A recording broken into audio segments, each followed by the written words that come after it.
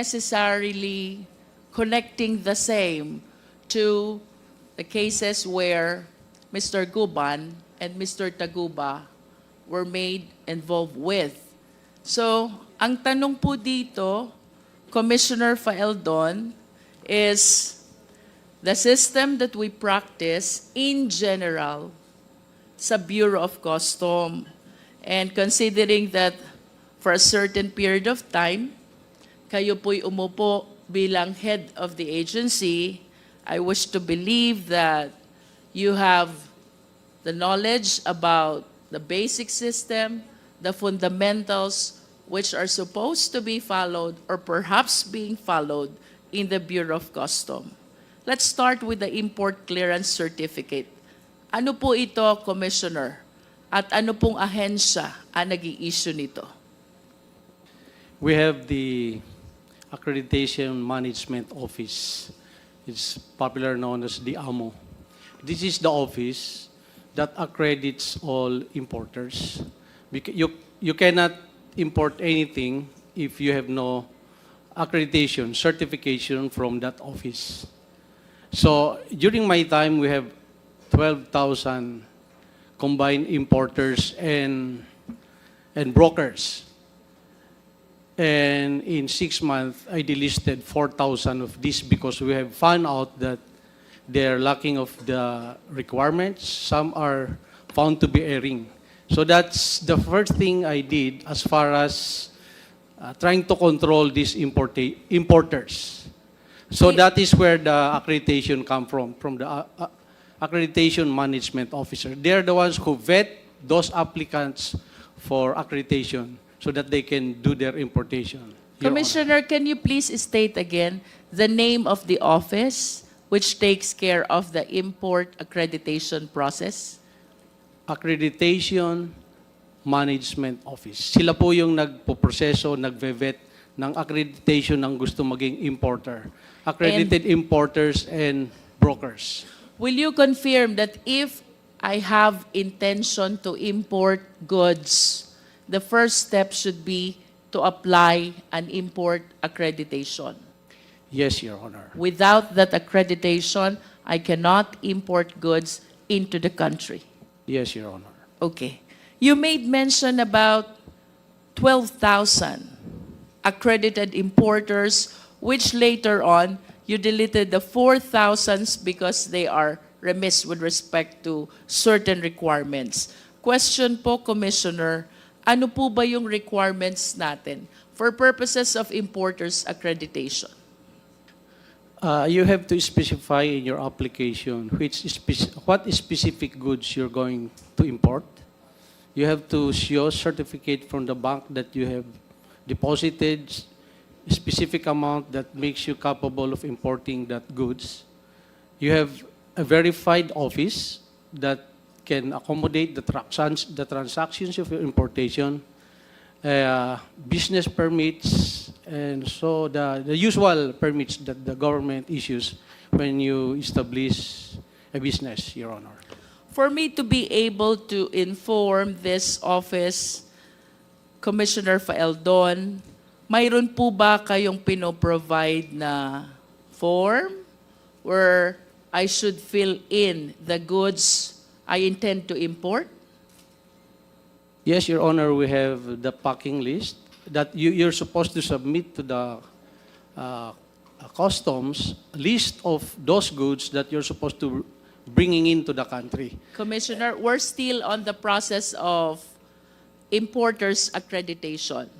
Yes, Your Honor. There's different codes of every commodities. But this is not yet packing list, right? Yes, ma'am. Yes, ma'am. Okay. This is international codes. All countries have the same codes of different goods. So we Balikan po natin, Commissioner, yung goods. Ano pong form yung ginagamit sa BOC in describing the goods for the purpose of applying for importers accreditation? I cannot remember the codes. There are thousands of codes, sir, representing specific goods, sir. But the form is provided by the BOC. yes, ma'am. It's And- also in the website. It's publicly accessible in the website of BOCs. Is and you it can- is it correct to say that in the form there are codes that you mentioned? The Yes, ma'am. applicant is supposed to select which code corresponds to the goods You he intend to intended import. Yes, Your Honor. Thank you. With respect to bank documents, Commissioner Faeldon, what specific document do you require? During my time, it is the certificate of deposit because there are certain goods that require a specific percentage of amount that you have in the bank so that you can import that specific commodity. So these are the small nitty-gritties that the Accreditation Management Office has to verify before they will approve their accreditation, Your Honor. Sir, would it be correct to say that the amount required per certificate of deposit depends on the goods to be imported? Yes, Your Honor. If you intend to import just few items of commodities, you are not going to be required to deposit large amount of money. So it's going to be the specific percentage vis-a-vis the intended commodity to be imported. I am no longer particularly clear about it, Your Honor, but it can be verified, Your Honor. How about with respect to the office? What particular document do you require? There's a list of the requirements issued by the Accreditation Management Office. These are publicly accessible in the website. So you have to go to Customs and present all these documents. These are the prerequisite requirements and you'll be interviewed. And I assume the office has to be verified and all the other documents that is listed, that is submitted by the applicant, Your Honor. You mentioned that you verify the office address of the applicant. Is that correct? That's supposed to be some of the requirements because some of the 4,000 we delisted, when we verified those addresses, it's actually non-existing addresses. That's why we delisted them. So there are so many importers and brokers who do that. So when we try to vet the airing and the fly-by-nights, we found out that 4,000 at least were airing. That's why we delisted them. That's during my time, Your Honor. In other words, Commissioner Faeldon, by practice, you did the verification of the office address. Reason why you were able to discover this 4,000, which accreditation you deleted already. We tried our best to clean the list, Your Honor. You also mentioned about business permit, correct? Yes, Your Honor. So it discloses the company name and even the company owner. Tama po ba? Yes, Your Honor. And would you agree with me if I would say, with the bank certificate, with the office verification, and with the business permit, the BOC has ample information about all the importers into the country? That's the assumption, Your Honor. What do you mean by assumption?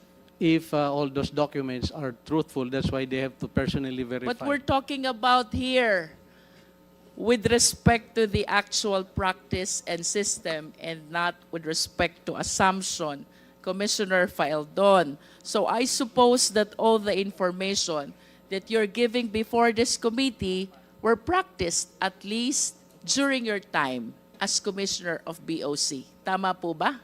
Ma'am. In other words, during your time, Commissioner Faeldon, all importers' information are within the safekeeping of the BOC, considering the ample requirements that you are requiring initially for purposes only of importers' accreditation. The newly accredited importers during my time, I specifically instructed the chief of the Accreditation Management Office to be very stringent, not stringent, but to be very careful about accrediting because at that time we were delisting more than 4,000